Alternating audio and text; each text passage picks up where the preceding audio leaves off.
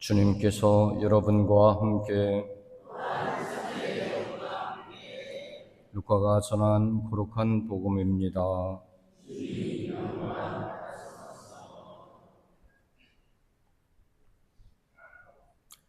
그때 예수님께서 모든 사람에게 말씀하셨다. 누구든지 내 뒤를 따라오려면 자신을 버리고 날마다 제 십자가를 지고 나를 따라야 한다. 정녕 자기 목숨을 구하려는 사람은 목숨을 잃을 것이고 나 때문에 자기 목숨을 잃는 그 사람은 목숨을 구할 것이다. 사람이 온 세상을 얻고도 자기 재산을 잃거나 해치게 되면 무슨 소용이 있느냐? 누구든지 나와 내 말을 부끄럽게 여기면 사람의 아들도 자기 영광과 아버지와 거룩한 천사들의 영광에 쌓여올 때 그를 부끄럽게 여길 것이다. 주님의 말씀입니다.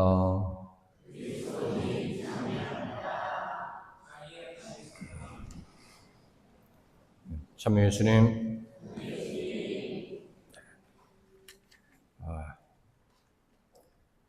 저는 최백다록 신부입니다. 제가 조금 전에 뭐라 그랬습니까? 저는 최베드로 신부예요.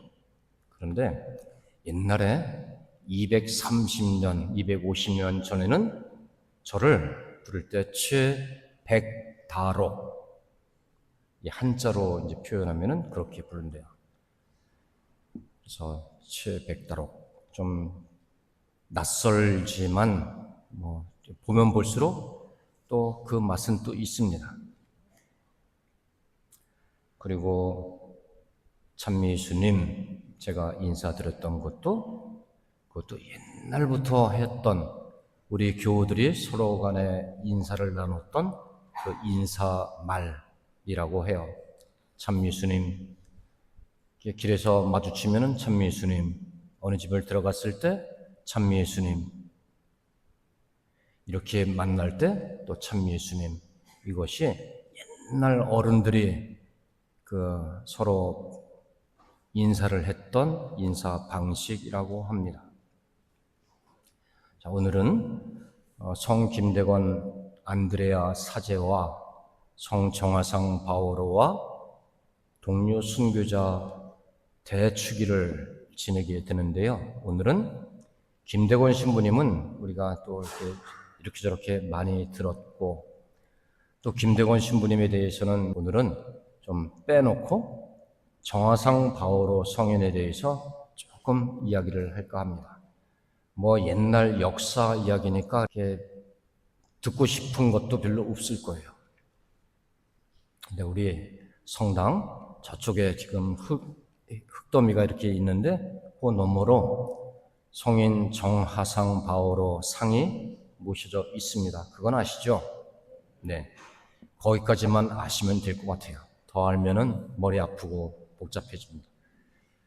그렇지만 이분이 우리 한국 교회가 생겨나는데 아주 지대한 역할을 하신 분이세요. 그냥 103위 성인 중에 한 분이기도 하지만 이 정화상 바오로 성인은 한국 천주교회가 생기고 자리를 잡게 하는데 아주 큰 일을 하신 분이세요.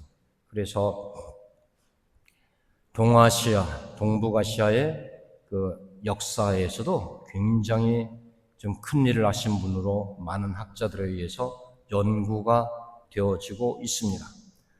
이분은 1795년생이에요. 1795년생.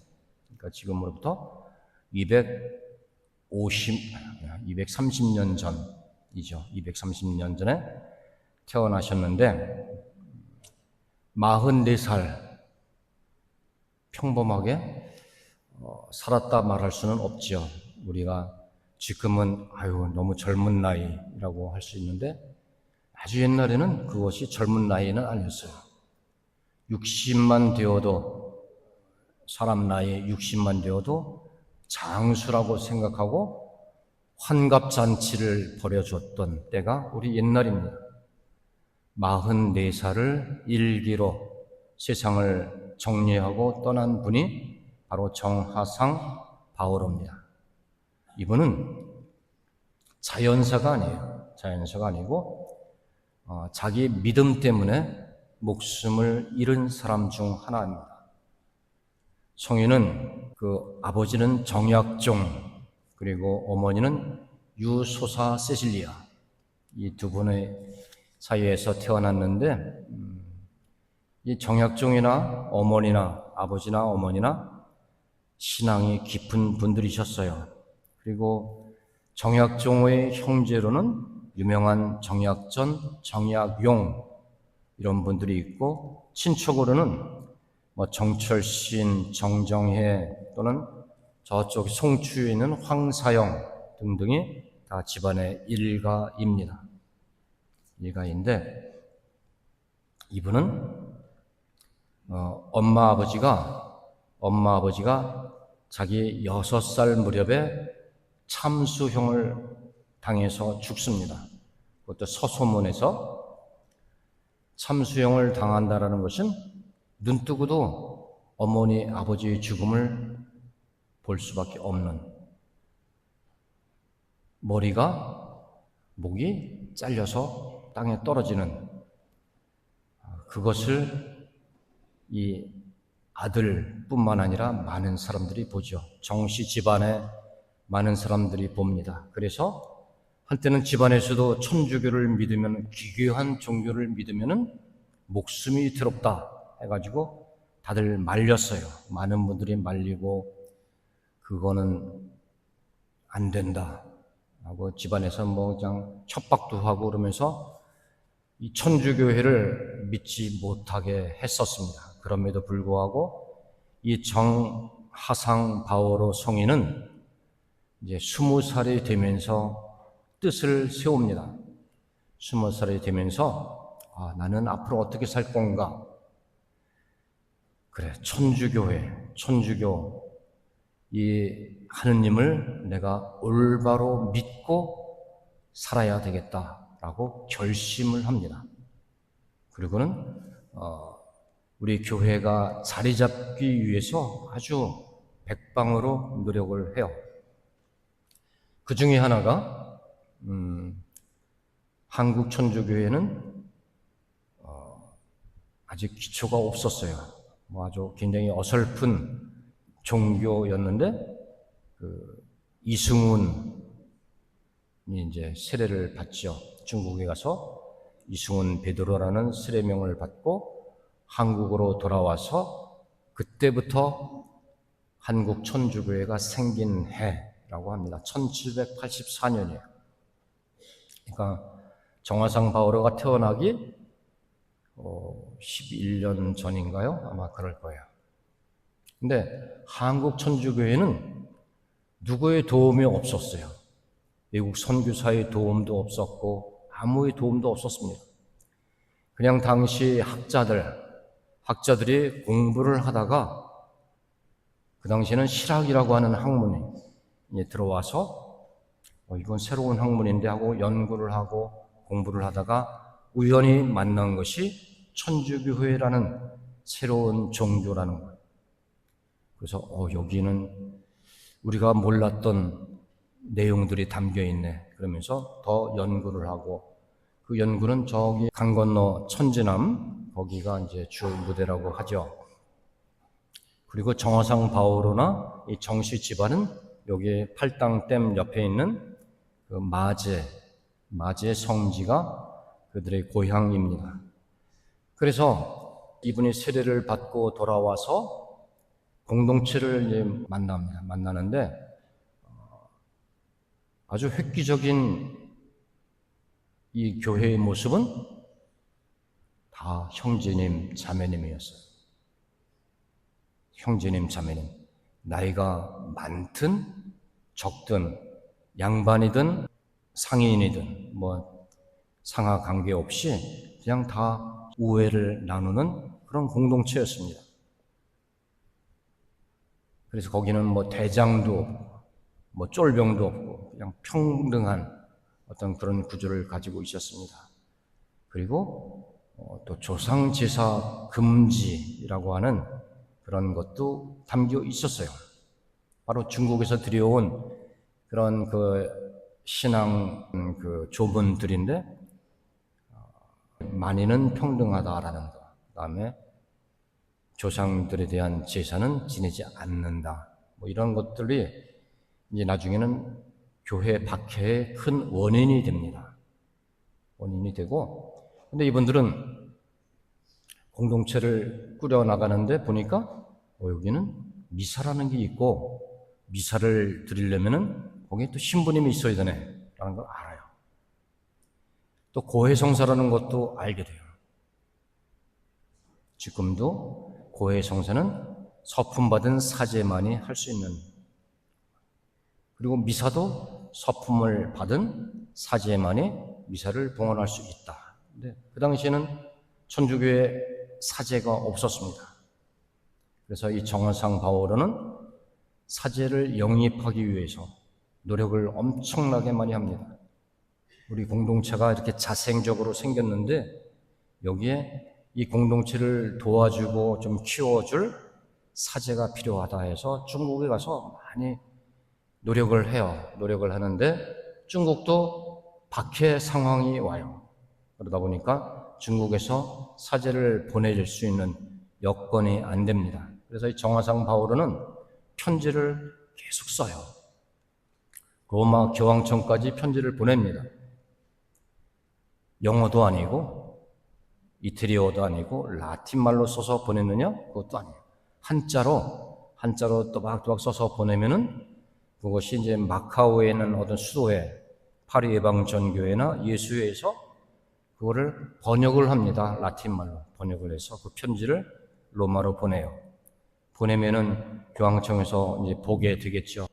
그레고리오 16세 교황께서는 이 한국 교회의 이런 모습들, 사제를 모셔오기 위한 이런 노력들이 대단하다 얘기인 거예요. 지금 동아시아에서 주님의 기적이 이렇게 드러나는구나 하면서 감동을 했다고 그래요. 천주교회가 어느 곳이든 선교사가 가서 노력하지 않은 곳이 없어요. 그런데 유일하게 동북아시아의 그 조선 땅에서는 선교사 없이 자생적으로 생겨난 종교, 이것이 천주교회입니다. 그래서 사제를 보내고 이제 노력을 합니다. 그러는데 이미 이제 사제가 들어와서 성사도 드리고 미사도 드리는데 여기에는 사제가 필요하구나라는 것을 알고 김대건, 최양업, 최방재 이 세 명의 신학생을 신학교를 보냅니다. 신학교는 5,000리가 넘는 그런 먼 길이에요. 5,000리가 뭐예요? 10,000리도 넘는 거죠. 1,000리 길이면 400km, 2,000리면 800km, 2,500리면은 10,000km예요. 만리인데 마카오면은 굉장히 멉니다. 거기까지 걸어가서 신학 공부를 하는데 이 젊은 15살 내외 이 젊은이들이 거기까지 가요. 물론 걸어서 가게 됩니다. 가는데 언제 사제가 될지 모르는 거예요. 그 중에 또 하나는 병사를 하게 되고 그러는 사이에 한국에서는 바로 이 정화상 바오로에게 신학 공부를 시키는 앵베르 주교님이 계셨습니다. 주교님이 이 정화상 바오로에게 사제를 만들기 위해서 신학 공부를 시켜요. 시키는 도중에 또 박해가 와서 이 앵베르 주교님, 이 정화상 바오로까지 잡혀서 죽음을 당하게 됩니다. 그때가 1839년 기해 박해 때입니다. 이때 죽게 되는데 그럼으로써 우리 국내에서는 사제가 나올 수 없었던 거예요. 오직 보내진 최양업, 김대건 신부님 두 분만이 사제가 되어서 돌아올 수밖에 없는 상황이었습니다. 근데 이 정화상 바오로도 서소문 밖 네거리에서 죽음을 맞이하게 돼요. 근데 이분들은 죽음을 편안하고 여유로운 심정으로 자기 신앙을 드러내면서 죽음을 맞이하였다라고 합니다. 바로 우리 본당의 주보 성인 정화상 바오로예요. 사실상 정화상 바오로 매 미사 후마다 우리 본당의 주보 성인이신 정화상 바오로여 우리를 위하여 빌어주소서라고 기도하지만 정화상 바오로 성인이 어떤 분인지 잘 모릅니다. 관심이 그렇게 많지가 않아요. 성당에 오면은 우리 성당은 주보 성인은 정까지만 알아도 그건 많이 아는 거예요. 정화상 바오로는 정확하게 이렇게 알면은 굉장히 많이 아시는 겁니다. 그래서 이 정화상 바오로 1984년도에 성인이 되신 분이세요. 1984년도에 그것도 요한 바오로 2세 교황님께서 한국에 오셔서 이분도 한국에 오셔서 처음 하신 인사말이 찬미 예수라는 말이었어요. 그래서 정화상 바오로 조금만 더 우리가 알고 이분이 이런 분이셨어 라는 것만 알고 지내면 좋겠다라는 생각이 듭니다. 자, 오늘은 예수님께서 자신을 버리고 날마다 제 십자가를 지고 나를 따라야 한다 이 말씀을 하셨는데, 여기서 제 십자가라는 것은 우리 조선시대 초기 순교자들이 기꺼이 걸어가셨던 순교자의 길, 죽음의 길을 어찌 보면은 제 십자가라고도 말할 수 있을 거예요. 그러나 200년도 훨씬 지난 오늘 우리에게 있어서 자기 십자가라는 것은 무엇일까? 그것은 다른 것이 아니고 뭔가 좀 하고는 싶은데 좀 꾀름칙한 일, 부담스러운 일, 또는 조금 고통스러운 일, 피하고 싶은 일, 또 싫은 일, 또 조금 몸이 좀 힘들 텐데 아플 것 같은 일, 다 말해서 하기 싫은 일이에요.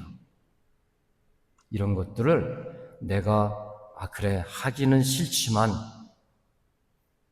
머리로는 하기 싫지만 가슴으로 내가 한번 한다, 그런 마음이면 바로 자기 십자가를 지는 것과 다르지 않다라는 것을 말씀드리고 싶습니다.